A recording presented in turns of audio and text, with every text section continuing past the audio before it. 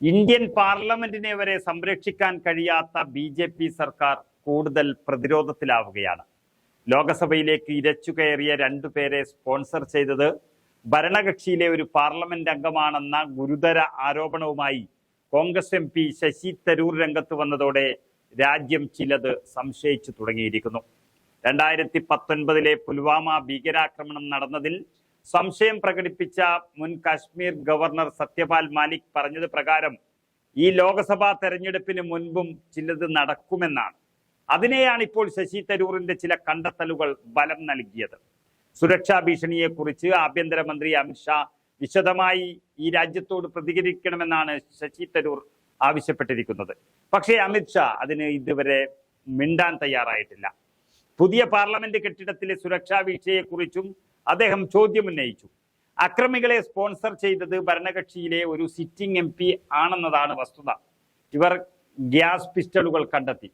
ഇത് ഗുരുതരമായ സുരക്ഷാ വീഴ്ചയാണ് കാണിക്കുന്നത്. ചില മുദ്രാവാക്യങ്ങൾ ഞങ്ങളിൽ ചിലർക്ക് കേൾക്കാനായില്ല. പഴയ കെട്ടിടത്തിലെ ക്രമീകരണങ്ങളുമായി താരതമ്യപ്പെടുത്തുമ്പോൾ സുരക്ഷയുടെ കാര്യത്തിൽ പുതിയ കെട്ടിടം നന്നായി ക്രമീകരിച്ചതായി തോന്നുന്നില്ല എന്നാണ് ശശി തരൂർ പറഞ്ഞത്. ഇത് തന്നെ ബി.ജെ.പി. സർക്കാരിന്റെ വലിയ പോരായ്മയായിട്ടാണ് കാണുന്നത്.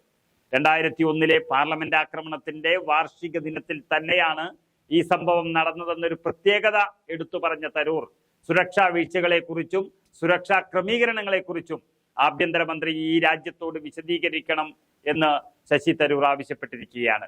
അത്രത്തോളം ഗൗരവമുള്ളൊരു വിഷയമാണിത് എന്ന് താൻ വിശ്വസിക്കുന്നു എന്നാണ് തരൂർ രാജ്യത്തെ അറിയിച്ചിരിക്കുന്നത്. ബി.ജെ.പിയുടെ മൈസൂർ എം പി ആയിട്ടുള്ള പ്രതാപ് സിൻഹയുടെ കാർഡിലാണ് അക്രമികൾ പാർലമെന്റിൽ എത്തിയത് എന്ന് പറയുമ്പോൾ അതാണ് കൂടുതൽ സംശയങ്ങൾ ജനിപ്പിക്കുന്നത്.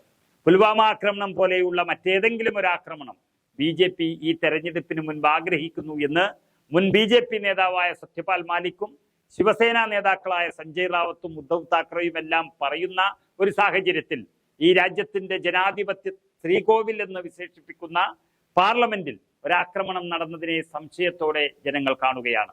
മാത്രമല്ല അതിനിടയിൽ ബി.ജെ.പി. എം പിയുടെ ഒരു സമ്മതപത്രം കൂടി കിട്ടിയതോടെ കൂടുതൽ സംശയിച്ചു തുടങ്ങി രാജ്യം.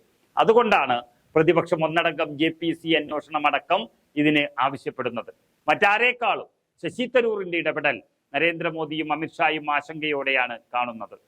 എന്തെങ്കിലും കള്ളക്കളി ഉണ്ടെങ്കിൽ അത് ശശി തരൂർ പിടിച്ച് പൊളിച്ചടക്കും.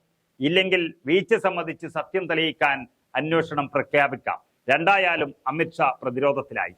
തെരഞ്ഞെടുപ്പ് വിജയിച്ചു നിൽക്കുന്ന ഒരു സമയത്ത് അപ്രതീക്ഷിത തിരിച്ചടിയാണ് ലഭിച്ചിരിക്കുന്നത്. സുരക്ഷ എന്നത് വാ കൊണ്ട് പറഞ്ഞാലാകില്ല, അത് പാളുമ്പോഴാണ് രാജ്യം പ്രതികരിക്കുന്നത്. പാർലമെന്റ് ആക്രമണ ദിവസം ശ്രദ്ധിക്കണമെന്ന് എല്ലാവരും പറഞ്ഞിട്ടും പരാജയപ്പെട്ട ബി.ജെ.പി. സർക്കാർ ഉത്തരം പറയുക തന്നെ വേണം. ആവശ്യപ്പെട്ടത് ശശി തരൂർ ആകുമ്പോൾ അത് കുറച്ച് വേഗം വേണ്ടി വരും.